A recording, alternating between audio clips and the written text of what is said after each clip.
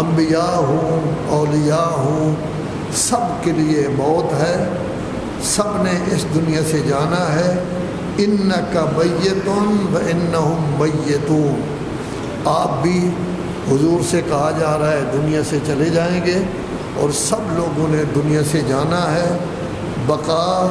صرف اور صرف اللہ تبارک و تعالیٰ کے لیے ہے، لیکن اللہ تبارک و تعالیٰ کا وعدہ ہے کہ میں اپنے انبیاء رسول کی بھی مدد کروں گا، اور جو ایمان لائے ہیں ان پر، علی مسجد کے مومنین، ان کی بھی میں مدد کروں گا، دنیا میں بھی مدد کروں گا اور آخرت میں بھی مدد کروں گا۔ انا لننصر رسلنا والذین آمنوا معہ فی الحیاۃ الدنیا ویوم یقوم الاشہاد، ہم ہمیشہ اپنے انبیاء و رسل کی بھی نصرت کرتے ہیں، مومنین کی بھی مدد کرتے ہیں، دنیا میں بھی، ویوم یقوم الاشہاد، اور جب قیامت کا دن ہوگا کہ جہاں کسی کی معذرت قبول نہیں ہوگی، اس وقت بھی ہم مومنین کی مدد کریں گے، بشرطے کہ اللہ تبارک و تعالیٰ کے ساتھ ہمارا رابطہ ہو، ہمارا تعلق ہو، ہمارا ارتباط ہو، ہم یہ طے کر لیں کہ جب سے ہم نے لا الہ الا اللہ کہا ہے، ہمارا ہر کام اللہ تبارک و تعالیٰ کی خوشنودی کے لیے ہوگا، اللہ کی رضا کے لیے ہوگا، اللہ جس چیز پر راضی ہے ہم وہی کام کریں گے، اللہ جس چیز سے ناراض ہے اس کام کو چھوڑ دیں گے، جس بندے پر اللہ راضی ہے ہم اس کی محبت اپنے دل میں پیدا کریں گے،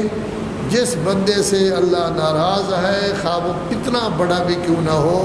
ہمارا اس کے ساتھ کوئی تعلق نہیں ہوگا، ہم اس سے بری ہوں گے۔ اللہ تبارک و تعالیٰ نے رسول اعظم صلی اللہ علیہ وآلہ وسلم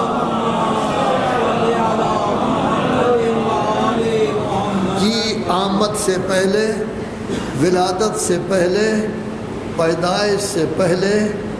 واقعہ ہاتھی کا ہوا، فیل کا واقعہ ہوا، جس کو 19ویں صورت میں، یعنی نزول کے لحاظ سے 19ویں صورت ہے، الم تر کیف ربک بما فعل بالفیل، کہ اللہ تبارک و تعالیٰ نے فیل کے معاملے میں کیا کچھ کیا ہے۔ تو اس میں کیا ہوا، ابرہہ بن اشرم فوج لے کر آیا جس میں ہاتھی بھی تھے،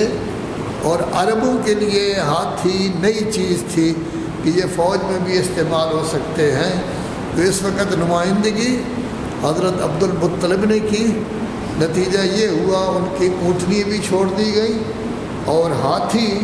جتنے تھے انہوں نے سلام بھی کیا حضرت عبد المطلب کو، کیونکہ ان کی صلب میں نور رسول تھا، اور جس کی صلب میں نور امام یا رسول ہو ان کے بارے میں اللہ تبارک و تعالیٰ فرماتا ہے وَتَقَلُّبَكَ فِي السَّاجِدِينَ، سورہ ہجر 14واں پارہ، کہ میں دیکھ رہا ہوں کس طرح آپ کا نور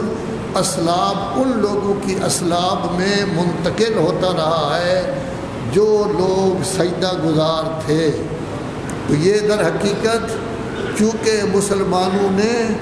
رسالت مآب کے بعد اپنی لائن تبدیل کر لی تھی، اور جن لوگوں کو آگے کیا تھا چونکہ وہ پہلے کافر تھے بعد میں مسلمان ہوئے، تو رسول اللہ کے بارے میں یا مولا علی کے بارے میں یہ تو نہ کہہ سکے کہ معاذ اللہ وہ پہلے کافر تھے تو ان کے والدین کو جکڑ لیا، کہ ان کے والد صاحب جو ہیں وہ گویا کہ کیسے کافر تھے، لیکن اللہ کہہ رہا ہے تقلبک فی الساجدین، سجدہ گزاروں کے صلب میں آپ لوگ منتقل ہوتے رہے ہیں۔ تو در حقیقت یہ تھا کہ اپنے آدمیوں کو کسی نہ کسی صورت میں سیٹ کیا جائے، ان کا درجہ بھی والدین کے لحاظ سے کچھ کم کیا جائے، لیکن یہ نور جب پیشانی عبد المطلب میں تھا تو ہاتھیوں نے بھی سلام کیا، ان کی اونٹنی بھی واپس کر دی،